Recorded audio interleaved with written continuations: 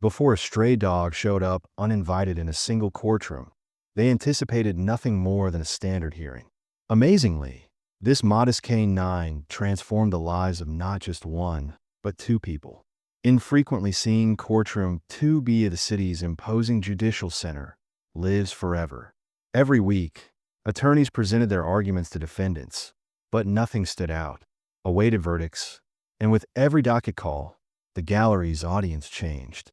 Was intended to be a typical hearing day with a modest property claim, an impending custody issue, and violations of the slow-moving queue of cars outside the sun beat down on. Busy walkways and a stray dog scuttled between people in search of food crumbs or a sign of safety.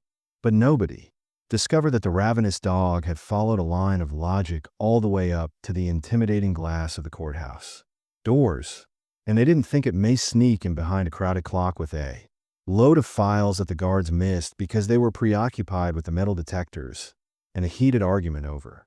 In Courtroom 2B, the dog's inquisitive nose LED grabbed center stage as child custody. Court authorities were too preoccupied with legal formalities to see the messy situation through a partially open doorway. At first, the dog just sniffed around vacant benches, its nose trembling at the slightest hint of shadow crossing the threshold.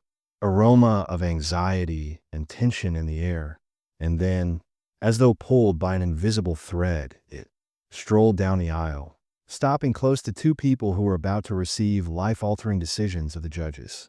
A young woman was vying for custody of her kid on one bench, while a defendant was seated just behind her. The dog's tail lingered in a tiny claims matter, silently burdened with an unknown fate. A silence descended as the bailiff became aware that they had an unexpected witness there. What transpired next would hush the audience and tip the justice scales in a way that no one could have foreseen for the stray. The tension between the two would be released by the dog's simple, instinctive behavior, which was not the result of training or human instruction. In the silence, distinct cases reveal hidden truths and create unexpected bonds. Even the presiding judge was rendered inarticulate at that crucial moment, fighting to uphold the dignity of the courtroom while facing the realization that a Ray's modest presence can occasionally enlighten compassion and alter fates more effectively than any well-reasoned argument or harsh judgment. The BFFs. The startled cry, "There's a dog loose in here," echoed around Courtroom 2B like a sudden thunderclap, turning heads to lips. At the defensive table, a young mother called Rebecca froze in midair. On the other side of the aisle, her custody petition was tangled in her throat.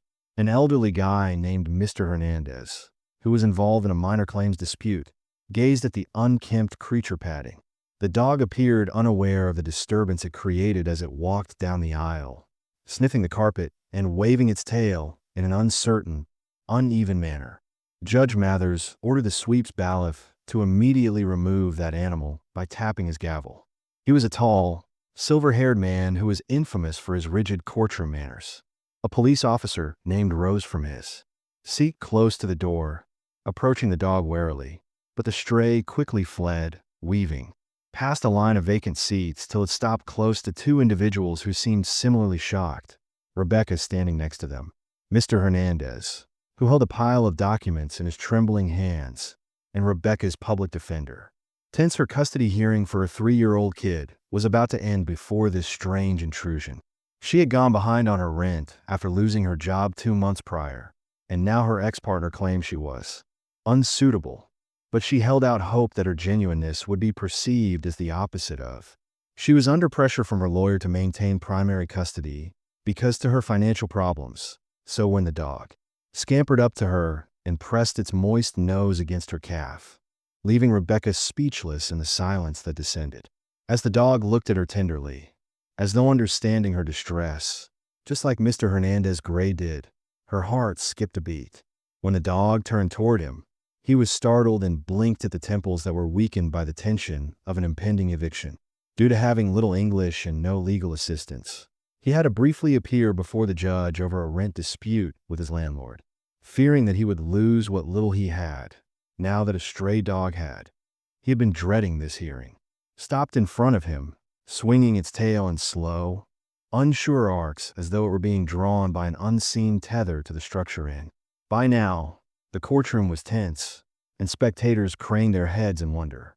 The dog approached the battered man and sniffed the cuff of his arm, but it was unclear if this was a planned act or a sign. Rebecca's tattered jeans and Mr. Hernandez's eyes briefly met, sharing a glimpse of. In that wordless exchange of mutual confusion, an unexpected kinship kindled. Both of them felt exposed, holding on to the hope that the system would grant them mercy that they otherwise couldn't afford.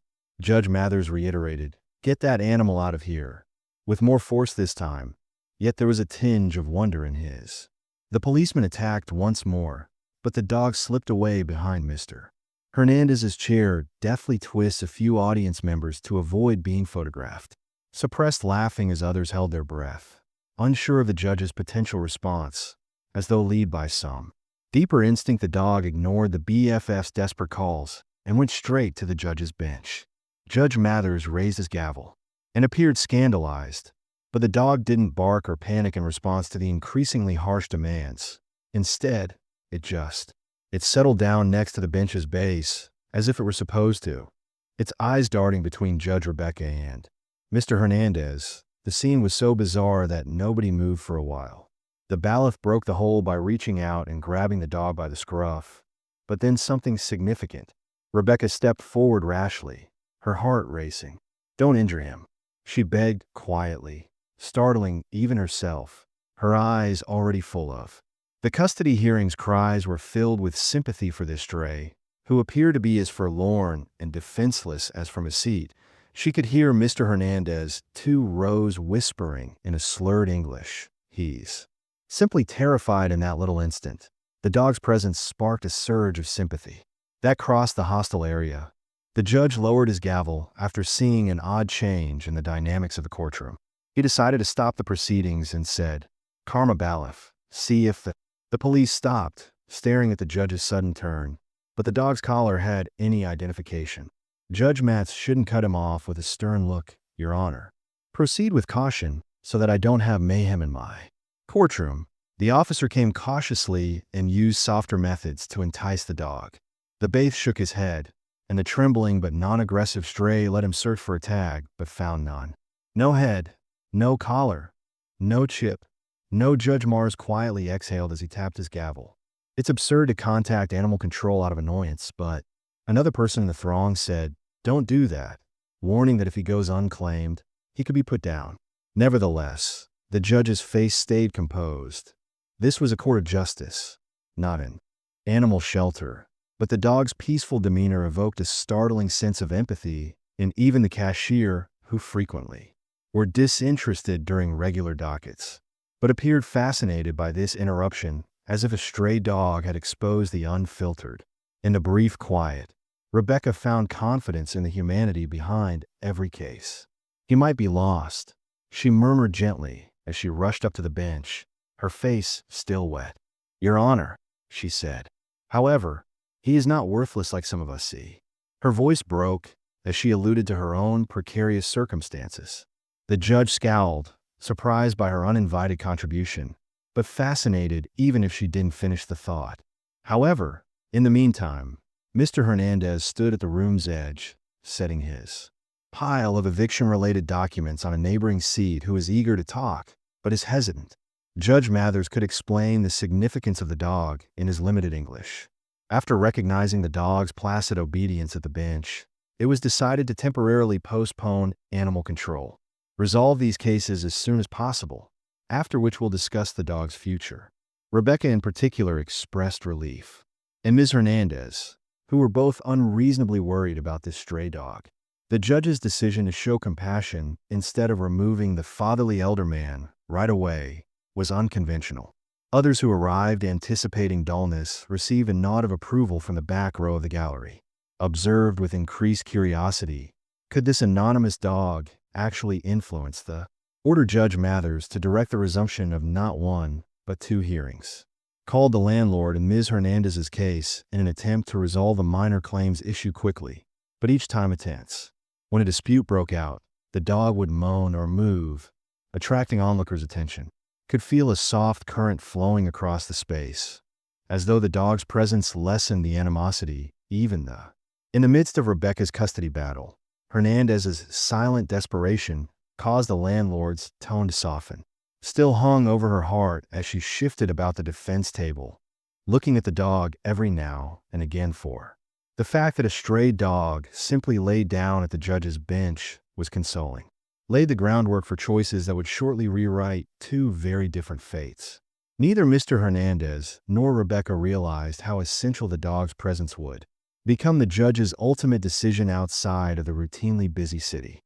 Apathy, but a homeless dog in Courtroom 2B inspired empathy, started to blossom in unlikely places, illuminating a way for revelations that nobody could have foreseen.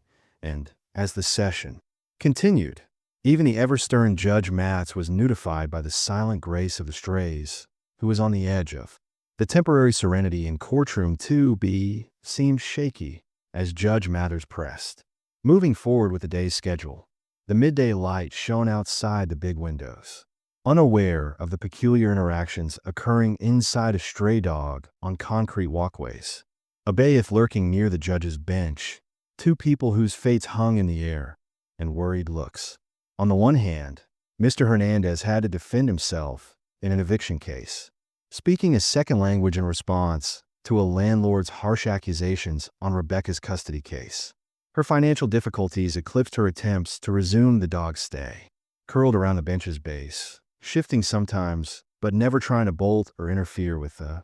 Judge Mathers continued the proceedings by occasionally glancing in its direction as though it were still. Expected it to jump up and make a scene, but the stray stayed eerily quiet, wagging its tail softly whenever. Many spectators talked about the dog's almost ethereal poise as tension erupted in the voices surrounding it. How come it's so quiet? It seems to know that we're making decisions that will ultimately affect people's lives. The landlord's case was named. Mr. Hernandez rose, while holding a little folder filled with letters and receipts. Shuddering under the judge's examining eyes, "Sir, we don't have much time." Judge Matz started lightly tapping his gavel and explaining why he didn't think he should be evicted.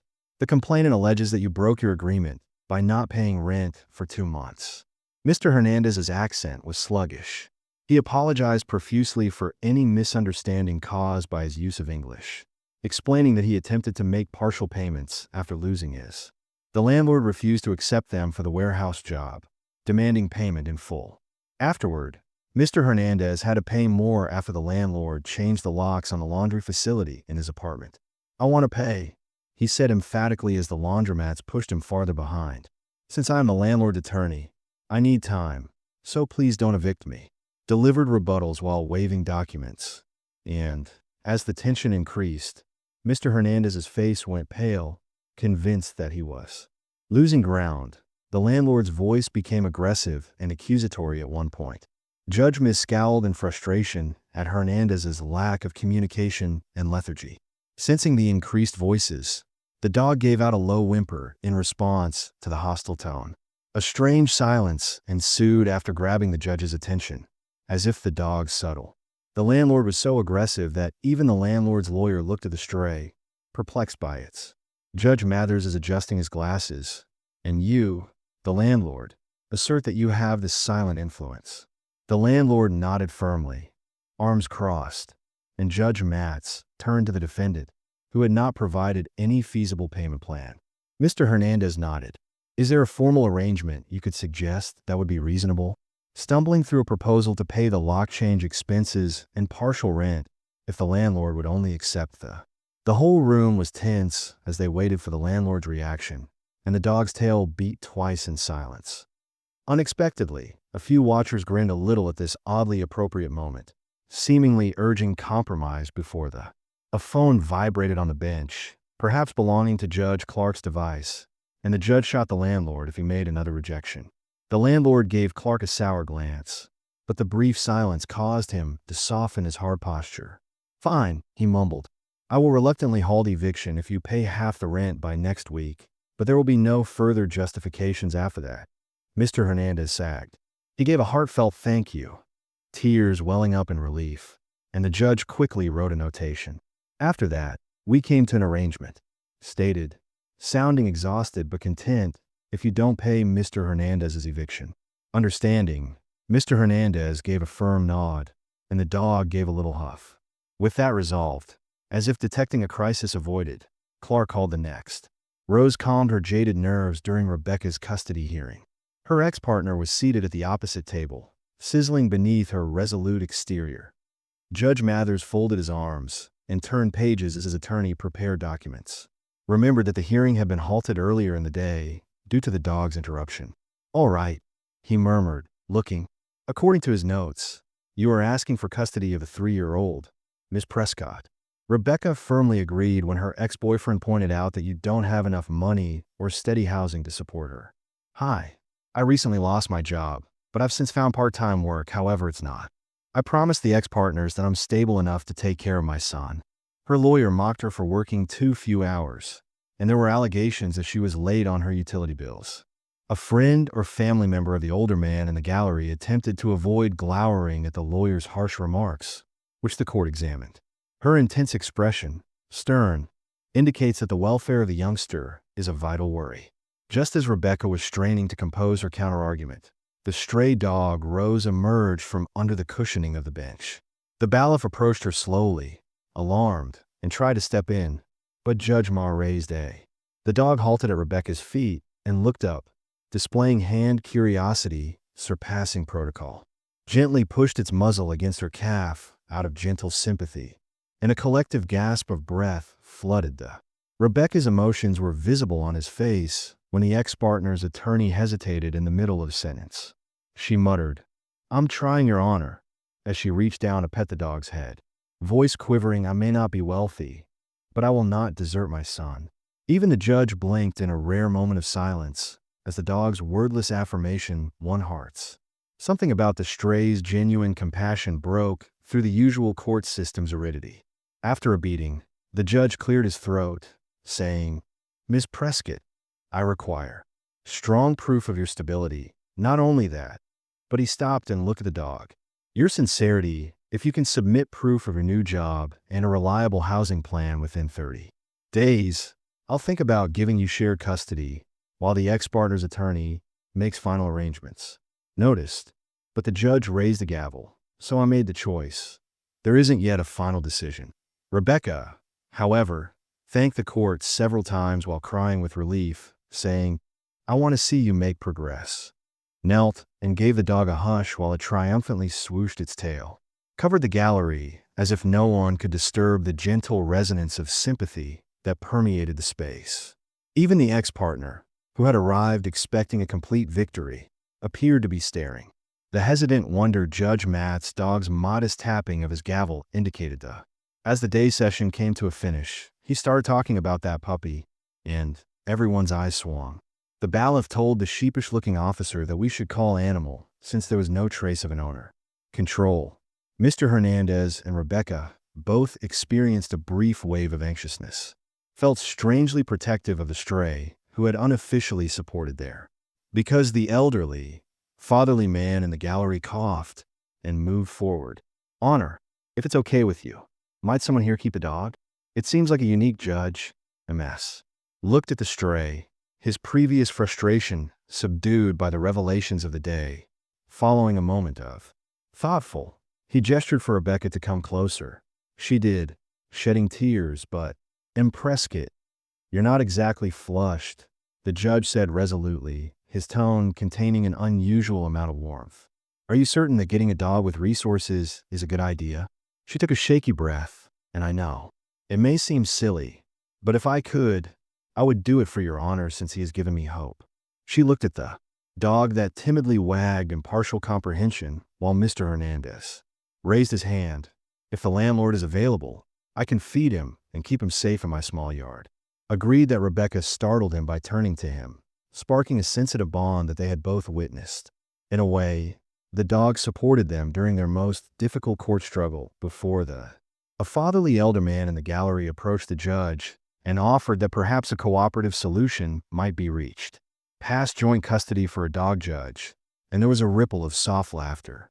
The judge ultimately sighed, "I won't force." After the matter was heated, but not rude. "Coordinate with the bailiff if any of you wishes to adopt the dog, but make sure he receives the right care.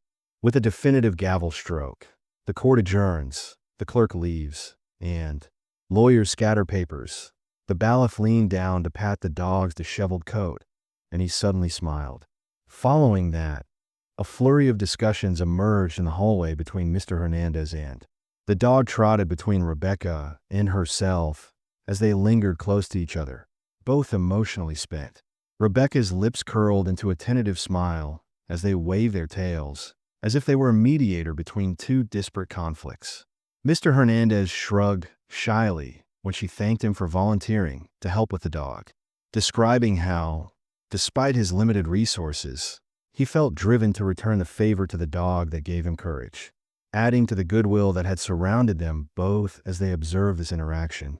Ms. Hawkins in the back row realized a mute canine had melted hearts, sparked empathy, and she had seen something well beyond the usual court drama. United two strangers in a spirit of kindness. So as they departed the courthouse, an unusual bond was developed between Mr. Hernandez and the strays. Walked away with a glimmer of hope after receiving a respite from eviction due to his new partial payment plan, of optimism in her custody dispute, committed to bringing stability to both her life and the dog. As it wiggled down the marble steps, it discovered two individuals standing by, each holding a fresh feeling that a nameless stray's generosity and sympathy, despite their difficult circumstances, could turn the most oppressing court cases into a moment of mutual grace. A few days went by, and the dog's inquisitive. Everyone who saw the Courtroom 2B intervention was still thinking about it, notably Mr. Hernandez and Rebecca. That day, they had both left the courthouse grinning in confusion, the stray at their side is unsure of how to move forward outside of the fatherly older man. Uncle Martin, who was far away, hovered and provided translations for Mr. Hernandez's rambling, limited English talk. They would take the dog to a nearby shelter to have it scanned for a microchip or any other show of ownership, then talk about who could look after him the best that afternoon. 3 of them ended up at a small, volunteer-run animal shelter where they helped save the dog. Despite being cautious, he walked inside with a waving tail, perhaps being jeered by the establishment's gentle aura for dozens of. A busy volunteer came up and scanned the dog as adoptable dogs and cats welcomed them with expectant or inquisitive gaze. She shook her head after using the handheld microchip reader to read her heartbeats, but there was no chip or identification. "He is a total mystery, Mr. Hernandez exhaled in relief.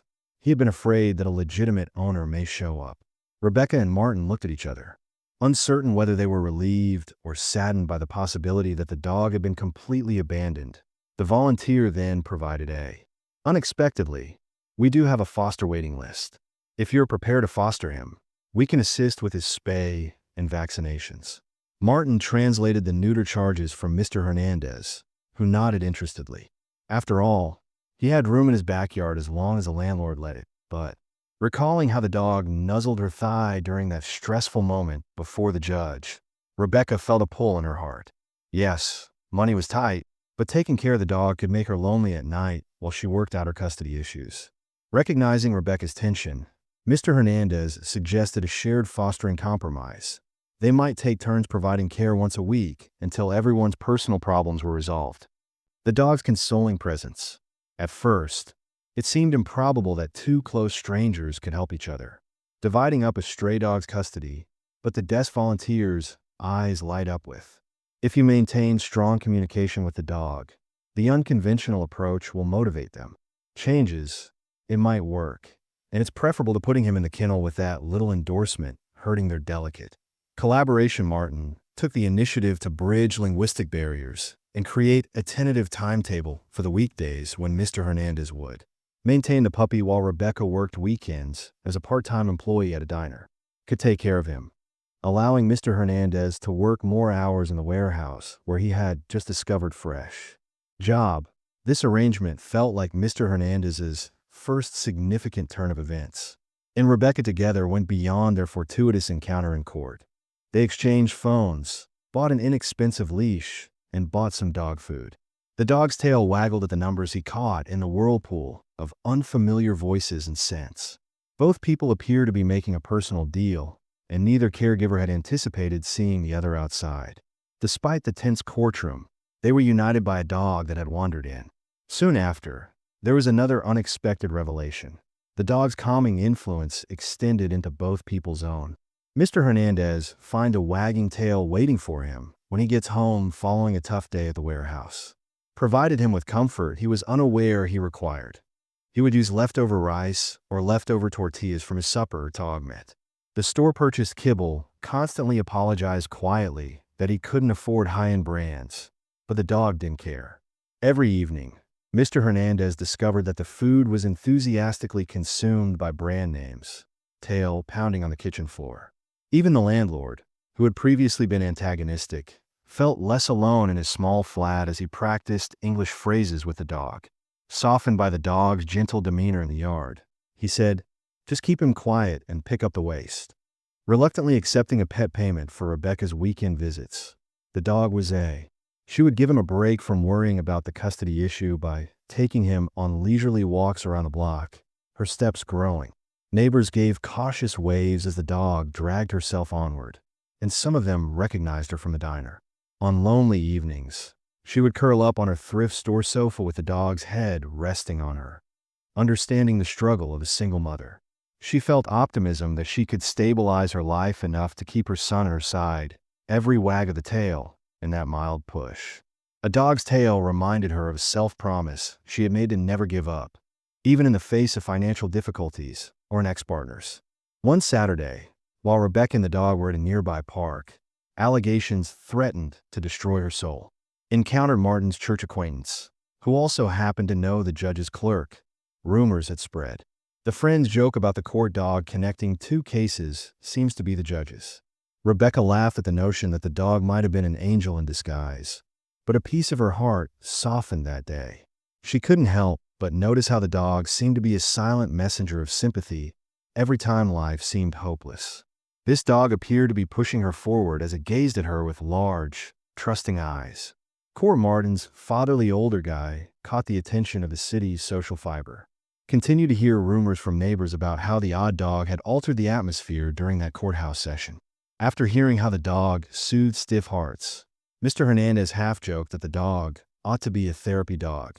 His warehouse co-worker heard the story and gave him a tiny bag of dog biscuits, claiming to have rescued you in. "It's the least I could do, Courtright." Mr. Hernandez understood that random.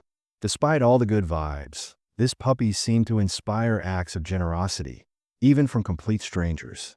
Difficulties persisted, and Rebecca's ultimate custody decision was imminent, necessitating her. Mr. Hernandez still needed to demonstrate that he had a steady job and a place to live. Everyone held a tenuous hope that the dog's subtle charm would last until they were able to pay partial rent dates in order to escape eviction. Beyond emotional solace to steadiness in actual life, and, ironically, the dog's. Coordination between them was required for shared custody, and exchanging the dog's food and bed toys back and forth became a weekly routine, which compelled them to speak more frequently than they had anticipated, creating an unexpected companionship as the dog settled into two different homes. His kind demeanor won over neighbors on both sides of town. Rebecca made fun of the dog's two families, pointing out that it had given two people new direction in a single stroke. And Mr. Hernandez would sometimes chuckle at the dog's double life, as if we were. Mr. Hernandez laughed. "At least he doesn't complain about our cooking while co-parenting." There was a spark of gratitude was constantly emphasized in their jokes, and occasionally both owners would ponder what would happen if one of them lost. This fragile grip on existence if rents skyrocketed, and Mr. Hernandez couldn't afford it if. Rebecca's custody battle required her to relocate once more, which they feared would strain the other. However, the dog's presence seemed to give them a peaceful feeling of purpose every day. It was a stray that had no place before, discovered to bridge linguistic and societal differences, possibly in creating around this little canine, they were individually learning about the community they much needed, a network of compassion, linked by mutual obligations. So the initial surprise of the dog's courtroom appearance changed into more intimate relationships as the influence of the dog grows every week. Like ripples on water, neighbors contributed modest gestures of kindness that intrigued watchers. The stories told by Rebecca and Mr. Hernandez, as well as the judge's Clark hearing. The word spread that the puppy was doing well, and a pang of wonder had won straggler's peaceful decision to wander inside. Without their knowledge, Courtroom 2B successfully untangled two distinct destinies. The second act of this developing story hovered on the brink of a more significant revelation that would test each caretaker's presumptions and transform the dog's job into a profoundly transformative experience. Crescendo, examining the tale, the presence of the stray dog has a big influence on Mr. Hernandez and Rebecca, helping them to bridge their respective situations. The past of the characters reveals their common struggles, illustrating how the dog's friendship grows, mutual comprehension, and development. All right, let's make sure there is clarity by verifying the characters' responses and adaptations to the new revelation days are the main subject of the next advanced developed VM block. Became weeks, and Rebecca and Mr. Hernandez's shared dog arrangement became cautious. The dog would routinely go from Rebecca's tiny apartment to Mr. Hernandez's house every Monday morning, and Rebecca would pick him up again every Friday afternoon. At first, the dog showed symptoms of bewilderment, pacing nervously or whining at either home's door when it detected movement outside, every time it traveled in several vehicles. But gradually, it adjusted to welcoming each. Every update confirmed the dog's bridging function in creating a bond, even in the face of accidents like the dog drooling on a borrowed blanket, that rose beyond the typical conflicts of urban life. So as the dog darted between these two frail lives, it illuminated a way of transformations of the once lost animal who is modest yet profoundly felt, spontaneously diffused a heated moment in the courtroom, which set off a series of sympathetic reactions and cooperation. But as Rebecca's uncle silently watched the fatherly elder guy, he felt that a more significant conclusion was imminent and that the dog's presence in Courtroom 2B wasn't an isolated incident. Rather, it was a continuing, the catalyst that could yet influence Rebecca's custody battle with Mr. Hernandez, eviction standoff, and the more general idea of how a single act of canine involvement might lead to the formation of human bonds. Unbeknownst to everyone, the judge faced a final, unforeseen development. Hearing rumors that the dog was now under shared custody and appeared to alleviate the hardships of each caregiver over a uncommon step, an impending hearing that might combine these disparate instances into a single new ruling using the dog's presence as a dynamic symbol of cooperation. And within that potential were the seeds of a solution that nobody, not even the dog's ardent supporters, could have imagined, a solution that would push the limits of both the law and compassion, resulting in a genuinely astounding conclusion before Mr. Hernandez, or before Rebecca, could completely get used to their strange yet reassuring pattern. New problems appeared out of nowhere. The partial rental arrangement for Mr. Hernandez reduced the immediate dangers of eviction, but his landlord was indifferent. One morning, a text message from Kurt appeared, but no more. Mr. Hernandez, who read it with a knot in his stomach, said, "Delays on full payment. Stick to our deal, or I'll proceed with eviction." Chest, remembering how nearly he had lost his small apartment. Yet the dog's presence had eased the landlord's financial situation remained unstable, and each paycheck fell too. Rebecca's new nearly full-time hours of the diner, but slim too late, had difficulties of its own. Exhausted from long days, she found it difficult to balance the dog's weekend care. The attorney for her ex-partner pushed for a new hearing date, arguing that her better work schedule hadn't ensure her stability. Rebecca received rumors that her former partner might provide further proof in court.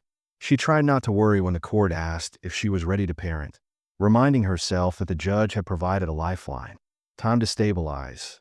If she continued to work and live in a comfortable home, perhaps if she demonstrated that she could care for both children, the custody outcome will be more in her favor. And a dog that is appropriately ironic, as that dog seemed to be unaware of these human. On Mondays, concerns flourished on the small pleasures of friendship with Mr. After his early shift, Hernandez excitedly joined him for vigorous walks around the block with his kids in the nearby apartments. Laughed when they referred to the dog as Mr. Hernandez's best friend from the courthouse, or the dog who saved two families. felt less alone after being encouraged by their joyful welcome. But inside the dog occasionally poops for Rebecca near the door of the apartment, as though anticipating her unexpected arrival. Hernandez, who wasn't entirely certain the dog understood the cyclical, would sigh and touch its head while whispering assurances. Even he was occasionally perplexed by the nature of their co-custody, although the dog rarely shown aggressiveness or severe anxiety. Just a rare sad look on Fridays as Rebecca got out. She arrived exhausted but thankful, embracing the dog as if she were seeing her old friend, Mr. Hernandez, again. Her eyes constantly shine with a weary resolve, reflecting her successful but challenging career. Shared information about the dog's latest antics, such as finding a love for squeaky rubber chickens or an unexpected terror of vacuum cleaners and split apart, each of them bearing unsaid obligations like unpaid rent. With a custody hearing imminent in these minor plot lines, the dog continued to be a word of their shared dog arrangement seeped back to the silent anchor, linking their unstable employment worlds. Martin, a kindly elderly man who had seen the dog's courthouse cameo. Despite his lack of cash, Martin discreetly offered to aid Mr. Hernandez by providing legal and translation services, documents guaranteeing that Rebecca's landlord's expectations remained reasonable. Set up a brief meeting with a local single mother advocate in the hopes that she would receive guidance for her upcoming. Every time Martin saw the dog's calming influence on both parties on the court date, he shook his head in surprise, wondering how a homeless dog could lead to such cooperation and new demands that reached out to M. Hang, the local reporter who was captivated by the dog's tale. Contacted Mr. Hernandez for an interview because he was fascinated by how the dog had changed not just two different faiths but now. M. Hang sent it a human interest article that may captivate readers as he jumped between houses. Mr. Hernandez was bashful and Rebecca shared her hesitancy and caution about being in the spotlight. Media coverage of the custody dispute may have complicated it. A silent discussion followed on. Publicity could, on the one hand, result in donations or increased community compassion, but any misrepresentation could endanger their sensitive legal disputes. Therefore, they finally consented to a cautious, no official interview for. Mr. Hang is now a little let down because he respected their privacy by leaving the door open if they decide to alter their minds. But in the while, a surprising figure reappeared. Judge Mathers Clark subtly informed Martin that the judge was still interested in the dog's effect and thought about calling. It wasn't customary to hold a combined hearing to determine whether the dog had actually created a solid legal situation for both parties. Process to combine a custody status update for Rebecca's hearing with a minor claims follow-up for Mr. Hernandez's rental agreement. However, the judge who had seen the dog calm stress in a momentary way detected a larger narrative and a potential synergy in all instances, he subtly alluded to Miss Hawkins, who occasionally went to local instances where empathy could be included into actual justice, particularly when reconciling two families. There was a new wave of uncertainty with the announcement of a possible consolidated hearing. Mr. Hernandez was concerned that his words could be overshadowed by the combination of Rebecca's custody dispute and his rental saga. Rebecca Fred is protected from being portrayed as careless by her ex-partner's attorney through any public event. Even though each of these nerves sensed a certain logic, the same dog had influenced two different results. So perhaps the judge recognized a chance to resolve all issues in a single session, and a probable date was highlighted on the horizon, determining the status of the rent arrangement and whether Rebecca's dreams for custody would be realized or dashed While humans discussed logistics, the dog underwent a silent metamorphosis of its own. Initially slinking in the wrong direction, it now lived a double existence, wandering around the little living rooms or backyards of both caregivers before entering a courtroom. With improved nutrition and weight gain over time, its eyes reflected neighbors taunted that the dog was a representation of twice as much love, despite its peaceful acceptance of its two home schedules. Despite some people's concerns that the erratic routine may confuse it, the dog greeted each. Tension developed despite the caregiver's unwavering devotion to creating a bond that went beyond ordinary pet adoption tales. The dog's veterinarian examination, which was funded by a nearby charity, showed that a benign growth may require minor surgery shortly. It's nothing serious, but it will cost more than pocket change, mister. When the veterinarian subtly brought up the price, Hernandez blanched. Rebecca overheard it and inquired as to if the surgery could. The veterinarian warned that a delay was possible, but not ideal in this minor case. So wait until after a final custody court. Imminent costs threatened to destabilize their already precarious budgets, and each caregiver privately feared that if one couldn't pay their portion, or worse, force the dog back into a shelter, as this could erode confidence. Martin, a fatherly older man, offered to organize a modest picnic or yard sale to raise money, but Mr. Hernandez and Rebecca shuddered at the idea of further charity in the face of these mounting demands. The dog carried on with its peaceful routine and steadfast presence connecting two frail lives. The dog would occasionally cast its head in the direction of a quiet dispute between Mr. Hernandez and his landlord regarding late fees, or whimper quietly when it seen Rebecca's tears following a tough day at the cafe. And both Rebecca and Mr. Hernandez would frequently whisper there, "Thank you, puppy, for giving us hope during such delicate times. I wish you could understand us, buddy." At last, the judge's formal notice arrived, and the tail wag, or tender glance, felt like a wordless pledge of empathy, requesting that Rebecca and Mr. Hernandez appear in court again on the same day. The clerk's note clarified that Judge Matz wanted to assess the status of both cases, especially in view of the same mitigating factors and indirect interpreting the summons to Mr. Hernandez's heart in reference to the dog's co-custody. Moreover, would the judge expect a long-term resolution for each case or codify something regarding the dog's arrangement? Rebecca, the caretaker, was also uncomfortable and remembered the previous time the dog shown in court how it had reduced tensions, but also exposing weaknesses she hadn't anticipated. With a fresh court date approaching, might the dog perform another miracle in this newly merged hearing? The stray dog that once entered a courtroom without permission had turned into a precarious situation for two unlikely canine owners.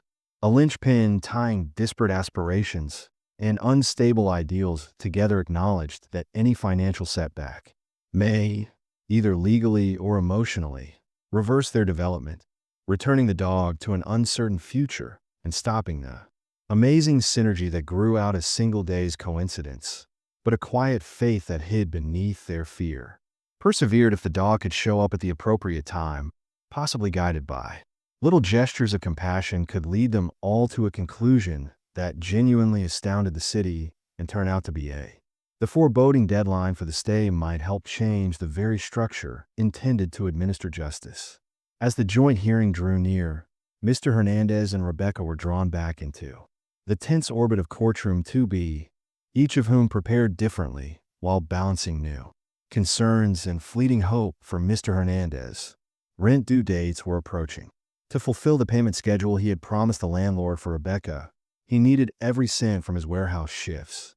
Her ability to show increased financial stability and a secure home for her son and children was crucial in the custody dispute. The joint dog continued to be an essential element connecting their two uncertain worlds. Rebecca worked extra hours whenever her management let her in the small diner, where she was employed in the hopes of accumulating enough pay stubs to prove to the judge that she could support her child, but the long hours left her exhausted. However, she continued to move forward since she thought about seeing her son on a regular basis and not losing him to her ex-partner. While taking care of the dog on the weekends, she found comfort in the dog's serene stare while walking about the neighborhood. Sometimes she confided in the neighbors, asking them to nod amiably instead of dismissively. She cried quietly as she expressed her apprehensions about seeing the judge again one evening following a taxing. Rebecca, working double shift, sagged into the couch in her living room, with the dog settling next to her, her softly waving tail and gently rubbing against her side in that quiet. She found the motivation to keep telling herself that if she could bring this puppy back to assurance that she could raise her son as well, no legal dispute would be more compelling. Rather than showing that she had established a secure life, albeit a modest one, across town, Mr. Hernandez struggled with. Despite his own emotional difficulties, his landlord remained suspicious and wary, but up to now, complied with a partial rental arrangement. However, Mr. Hernandez imagined the impending hearing and was concerned about potential new requests that the landlord would make if he chose to press for eviction once more, or if his precarious financial situation faltered. The dog's presence alleviated these. Every evening, fears provide a glimmer of hope in otherwise gloomy days. He would be met with excited tail wags upon his return from the warehouse, which would cause him to smile somewhat despite his pain. Muscles occasionally received tiny gifts from neighbors, like as a bag or a leftover dessert. Given Mr. Hernandez's low resources, he valued this peaceful benevolence, attributing the dog's silent grace to reducing the typical apathy of the city's neighbors. Developed close relationships with both households despite the weekly changes with unexpected resilience. When it detected stress, its caregivers automatically tried to soothe it, either pushing Rebecca's hand when she came back or placing its head on Mr. Hernandez's knee while he pored over rent receipts. Weary from the meal, the joint arrangement required the two people to text each other frequently with updates on the dog. During behavior meetings and sporadic jokes about the dog's peculiarities, a bond blossomed, and begins as they worked over each other's weaknesses, relying on the wise elder man Martin to translate and emotional support. Ironically, the dog was at the heart of their developing compassion. Beyond these interpersonal dynamics, the dog's involvement is a living example of the unity that may be achieved from judicial turmoil, continued to reverberate throughout the neighborhood, with Ms. Hawkins serving as the local liaison, provided her circle with updates on how the dog had successfully compelled empathy in Courtroom to be some. Joked that the dog was a miraculous dog, while others conjectured that the judge's upcoming decision would turn. Even the elderly, fatherly Guy Martin mentioned how the dog's presence in both Mr. Hernandez's and Rebecca had developed a peaceful synergy in which tiny acts of kindness were used to meet rent obligations.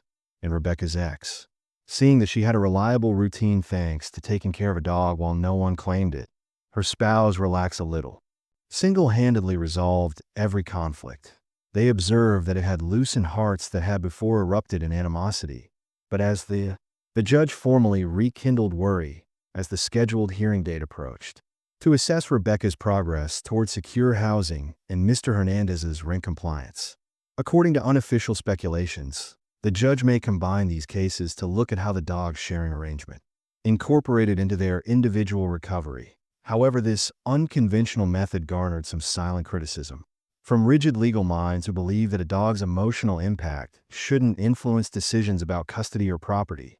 Detective Morales A., although he didn't have a direct part in this, a figure from the dog's first cameo, was allegedly one of the critics. His cynical outlook encapsulated the emotion of some facets of the justice system's unadulterated sympathy in the face of accumulating evidence. The courtroom can be momentarily eclipsed by hard facts. Uncertainty. The dog's previous vet contacted with an urgent update regarding the benign growth on the dog's side appeared to have somewhat enlarged, suggesting that surgery may be necessary sooner rather than later for both Mr. Hernandez and the anticipated expense made Rebecca's stomach drop, and they had intended to postpone it until after the hearing. But the veterinarian, Martin, a fatherly older man, suggested a small fundraiser after being warned that waiting too long could make recovery more difficult, or a social media initiative that M. Hawkins provided to aid in remembering how the dog.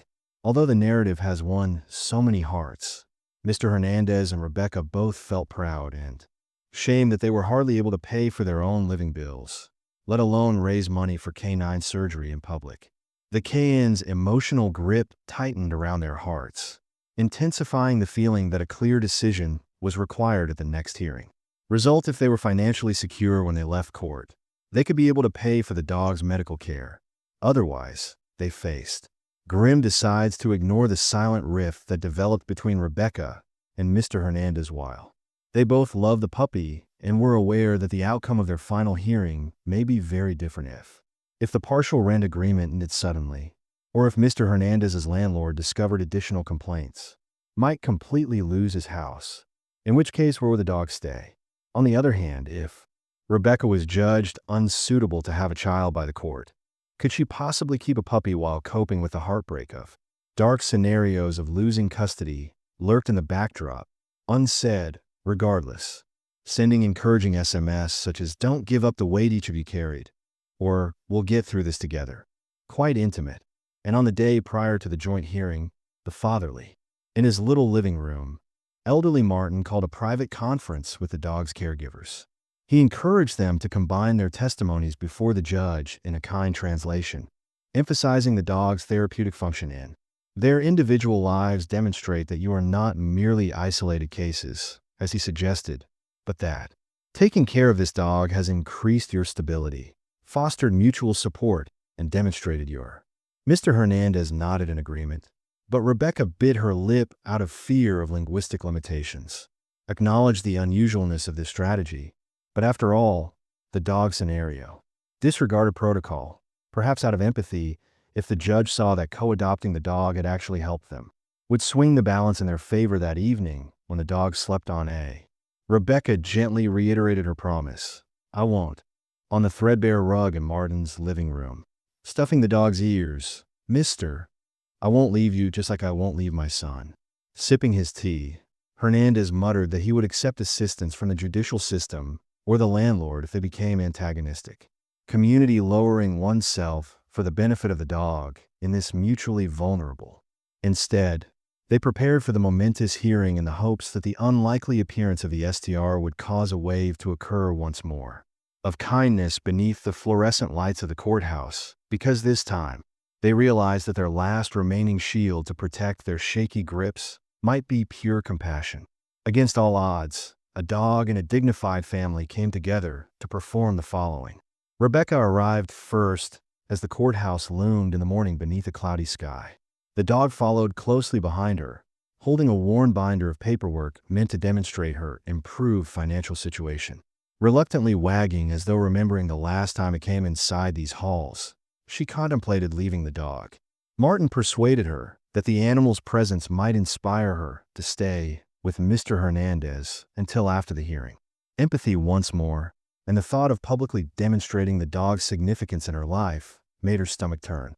Mr. Hernandez showed there a few minutes later in a rented suit that looked. When the dog noticed him, it tugged on the leash and wiggled until Mr. Hernandez bent down too. Seeing Rebecca's worried expression, he gave it a quick, silent smile. Martin hovered close by, prepared to translate if necessary, and expressed that they would confront whatever came up together. An elderly, fatherly man had assisted in compiling a few letters from neighbors, confirming each caregiver's. Tiny tokens intended to influence Judge Mathers if he demonstrated good dog ownership. Tension spread among those present when the bailiff opened Courtroom 2B for the day's session. Despite their skepticism, some onlookers sat down, maybe intrigued by the court dog they had heard tales of, and the dog entered with A. The bench judge's muted gait, ears twitching at echoes from hallways. Matz checked his docket glasses, which were resting on the tip of his nose. Following the regular preliminary calls, he stated calmly but firmly that one item on the agenda was to review Mr. Hernandez's Becca's custody case, rent case, and any changes about the dog's role, if any. The gallery was stirred by that last remark, and the dog whined softly as though sensing the increased tension. The bailiff looked at the dog wearily, remembering the past time's unanticipated turmoil. Prepared to step in if it ran around once again, but the dog just sat next to Rebecca and panted quietly, so MS motioned them to stand at their tables, each holding a mistress and A. The fatherly older guy, Martin, was his translator one day, and Rebecca the next. Despite the unique arrangement, the judge appeared to be standing close to the center, ready to address the court if asked. This time, more intrigued than irritated, he is prepared for a joint hearing that could result in a final resolution. Initially contacted Mr. Hernandez, looking at the landlord's attorney, who frowned, but kept our cool and gave Mr. Hernandez a grace period when we met last. The landlord's attorney reluctantly acknowledged that C had not fully complied with the time to catch up on rent. Although several days behind schedule, Mr. Hernandez's swallowing nerves explained. The landlord's attorney encouraged him to mention that he would soon have enough for the next payment because of the steady job he had obtained for definite assurance. A silent silence while observing the dog as though annoyed by its presence dropped, and the dog decided to softly nuzzle Mr. Hernandez's cow's tail at that very moment. Judge Mathers asked the landlord, tapping the floor and clearing his throat as if remembering the dog's subtle impact. Explicitly, if an eviction was still being sought, the attorney paused before responding. If the landlord would settle when Mr. Hernandez paid everything owed within the following 2 weeks, and everyone nodded in agreement. Respite. But Mr. Hernandez's financial situation remained precarious. When it was Rebecca's time, the judge moved documents to show that she was under custody. Rebecca's voice trembled as she gave evidence of her ability to support her kid, even though the hearing had been postponed. Her most recent pay stubs and a letter from her boss complimenting her dependability. Instead of having her son taken away to live with her ex full-time, she begged for the opportunity to keep at least some custody. The stony-faced attorney for her ex-partner contended that one job in a small flat may still be precarious. Rebecca fought back tears as she wanted to emphasize how the dog improved her emotional health, but Judge Mathers was unsure if the court would find it significant given Martin's courteous request to speak. Permitted it to remember Martin's appearance the final time in calm tones. Martin stated that Rebecca and Mr. Hernandez shared custody of the dog and explained how they would arrange for the dog's veterinarian checkups, food expenses, and training in a calm manner. A living example of an uncommon synergy at their feet. Martin clarified that each caretaker had become more structured and communicative as a result of this arrangement. Self-reliance, pointing out that Rebecca had struck a balance and Mr. Hernandez had established relationships of support in his community. A busy schedule to demonstrate her ability to take care of another living creature, including a dog. The dog appeared to be trotting forward, moving slowly and respectfully toward the judge's bench. A ripple of the audience erupted in whispers when Judge Mathers looked at the dog, half smiling this time. It was no longer an unwelcome intruder, served as a symbol of the kindness that united 2 court cases. The dog sat silently, wagging its tail and staring up at the judge as if awaiting orders from the bailiff. Eager to respond, I calmed when I noticed the judge's composed face as she inhaled. It's uncommon for one stray to affect 2 unrelated court proceedings. But here we are, Judge Mathers said sharply. M. Prescott. Rebecca shown that Mr. Hernandez has largely complied with the requirements of the rent. Enhanced employment. It seems that having the dog helped each of them keep some stability. I have to determine whether that. Are you both ready to conclude agreements, Mr.? Stability is enough for final verdicts in both cases. Hernandez nodded in a trembling voice and promised to pay the entire rent in 2 more weeks. Rebecca swallowed, and her heart pounded as she reaffirmed her promise to protect her child and support the ex. Judge Mathers considered what her partner's attorney murmured about confirming her next salary. The air of a guy observing the dog while striking a balance between strict rule and emotional empathy. The fact that this animal wandered into my courtroom altered the atmosphere, but the law must still be upheld. Objective, but I can't help but notice the human element when the dog, with its head resting on the judge's. Judge Matt's inhaled pressure caused the room's tension to shift once more. Putting my fingers together, I don't see any justification for taking Mr. Hernandez's case further. Since he and the landlord have an agreement, abide by it, and M. Prescott's eviction is null and illegal, the custody dispute still persists. Fragile, but in light of recent proof of steady work, I'm willing to grant partial custody, subject to continuing evidence of money. Silence fell, and Rebecca's eyes began to well up with tears of appreciation. The former. Judge Mathers tapped his gavel lightly, and the partner's attorney stiffened but did not object. If there were any more objections, then it rained. The dog looked up, and then it trotted back to Rebecca and Mr. Hernandez, pounding the judge with its tail. After Mathers gave a rare, fleeting smile, Ms. Prescott adjourned courtroom 2B. Keep that puppy healthy, Mr. Hernandez, since it has come to represent your shared tenacity. Don't let me see you back here for not fulfilling your responsibilities. With a sigh of relief, he removed Rob's reading spectacles and stood. As Bayeth and Clark started to clear the docket, Said moved across the room. Rebecca and Mr. Hernandez exchanged a startled look. Their individual nightmares of being evicted and losing custody are filled with tears and smiles. The dog sent a stage again and yawned as the official ruling partially sealed the reprieves. Even if the elderly father was bored by all the commotion, The silence of respect in that last minute said a lot. They owed the dog a feast of treats, Martin whispered as he dabbed away a tear. And everyone in Courtroom 2B realized as the silence descended that in fact, the dog's second unexpected appearance had influenced a final settlement with no legal. Script should have been improved. After the day's events were over, Rebecca and Mr. Hernandez stayed in the hallway outside Courtroom 2B, each holding documents confirming their surprising triumphs. The judge's final statement confirming his rent arrangement and giving her partial custody under ongoing financial improvements. Both of them looked appreciatively at the dog that sniffed the marble floor close to their feet as it resonated in their ears.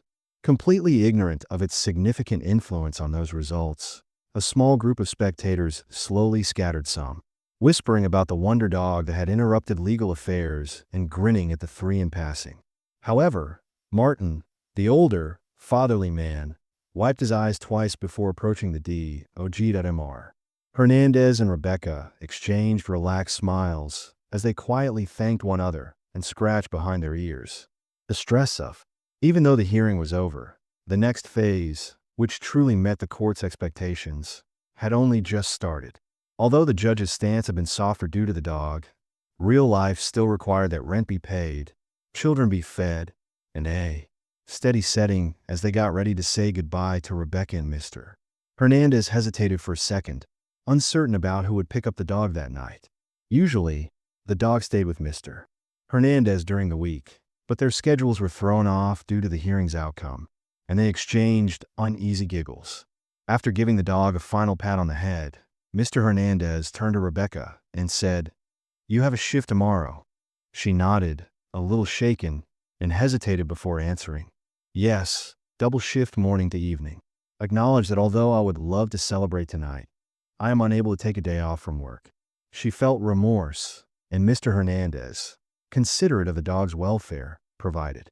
Rebecca acknowledged that she could see the puppy and thanked him for letting her keep it for a few more days till her schedule relaxed. Once more, the fatherly elder guy offered to transport them all home on her next day off, but Mr. Hernandez graciously declined, declaring that he had previously made arrangements for a ride with a colleague. They parted ways with Rebecca in the midst of muted sobs and hugs. Mr. Hernandez leads the dog to the parking lot for a stray that once walked into this area as she makes her way to her bus stop. After losing and starving, Courthouse trotted out, each of the two guardians returning to a precarious but optimistic life. However, a subtle new issue surfaced in the local headlines just as they believed the final chapter had finished. After learning that the dog frequently influenced court decisions, the station ran. In a brief stretch that evening, a curious bystander's cell phone took shaky footage that revealed snippets of the silence in the room, the dog resting close to the judge's bench, and the muted applause at the reporters. The voiceover referred to the dog as the Court K9 and inquired as to whether this was a unique quirk or proof that kindness might flourish in. Despite being brief and overshadowed by more prominent headlines, the article sparked a new interest in the legal system. Neighbors texted Mr. Hernandez or Rebecca to see if they had watched the program. Rebecca watched a replay on the small TV in her living room after returning from her Dino shift, exhausted. Her eyes darted with fear at the unexpected spotlight, fearing that her ex-partner's attorney would use it as support in their case. The fatherly elder man, Martin, shrugged, acknowledging that the judge had been influenced more by spectacle than by solid facts. "The dog is a symbol," he replied simply when she asked him why he thought public sympathy may outweigh any negative spin. "It has benefited you both, so don't be afraid to be honest." Mr. Hernandez also witnessed snippets of the aired the following day. A coworker made fun of him by claiming that he was on the news. That dog's fame caused him to feel a mixture of pride and embarrassment. He didn't want fame. He just lived a quiet life. But if the dog story helped people understand, then perhaps the public interest could work in their favor as these ripple effects occur in real life. Mr. Hernandez continued to labor diligently, putting in extra hours for every paycheck, divided to pay for groceries, rent, and a small amount for the dog's impending operation. Rebecca also carefully planned her budget, striking a balance between the costs of raising her child and the requirement to keep the dog cozy on her. Although the veterinarian indicated it was small, both minds were weighed after the surgery over the weekend. Martin persisted in pushing for a modest fundraiser despite the expense being a possible roadblock. But Mr. Hernandez and Rebecca, despite the uncertain situation, both hesitantly felt unworthy of more help. Money-wise, each caregiver met the dog's requirements and took turns purchasing the puppy. Food rotation, appointments for veterinary examinations, and even planning play dates in the park when time permits. During visits, the dog enthusiastically danced around, unaware of the intricate arrangement that gave it access to two homes. Local children occasionally joined in, laughing at the dog's ridiculous attempts to greet each new person or pursue a half-flat soccer ball. People with strange expressions who knew the captured dog from stories or the news article would come up and inquire if it was actually Mr. Hernandez, the same stray who had strayed into a heated court hearing. Or Rebecca would grin to affirm that it was, in fact, that dog, highlighting how healthy it appeared now in comparison to. Curiously, in those early days, the dog appeared to have an innate ability to bridge difficult social gaps if Mr. Hernandez fled into a neighbor who had previously objected to him owning a pet. The dog's waving tail and soft prodding frequently warmed the tension if Rebecca's ex-partner showed up unannounced for a talk about custody. To ease some of the tension, the dog would lift its earnest brown eyes.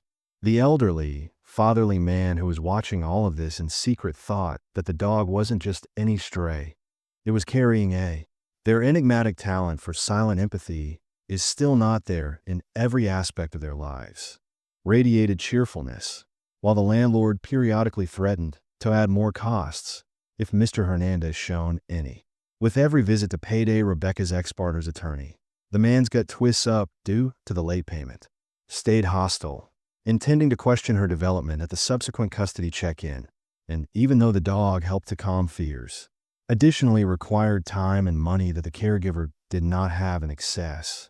And each little moment of satisfaction came with a reminder that one unplanned break in Bill's altered work schedule could throw them off course once more.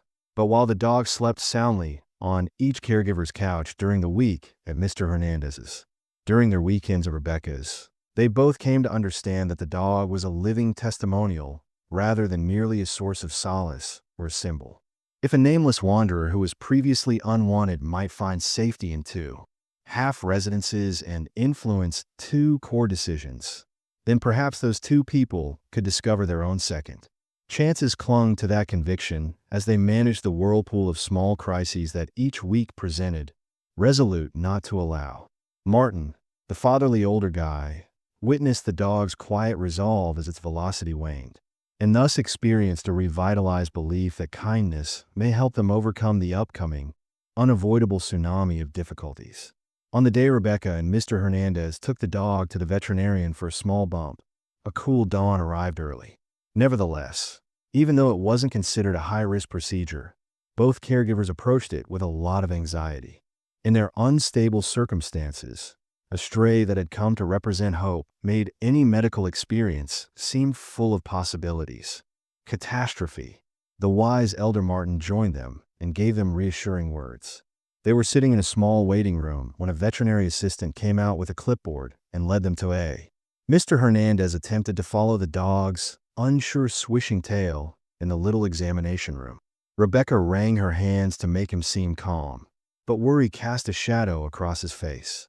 Remembering how they had just about made ends meet with a jumble of Ordino tips, Mr. Hernandez's warehouse wages, and some, despite the neighbor's modest contributions, the amount put them in danger of. They felt they owed this dog, who had given them money, even though they were behind on rent or child bills.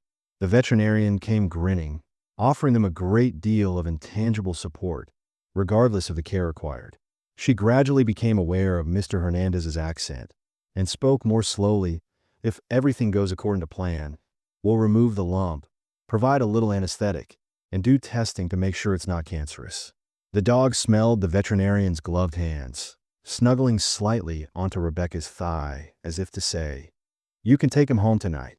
Seeking bravery, they gave the dog one last pat on its disheveled head before handing it off to the helper.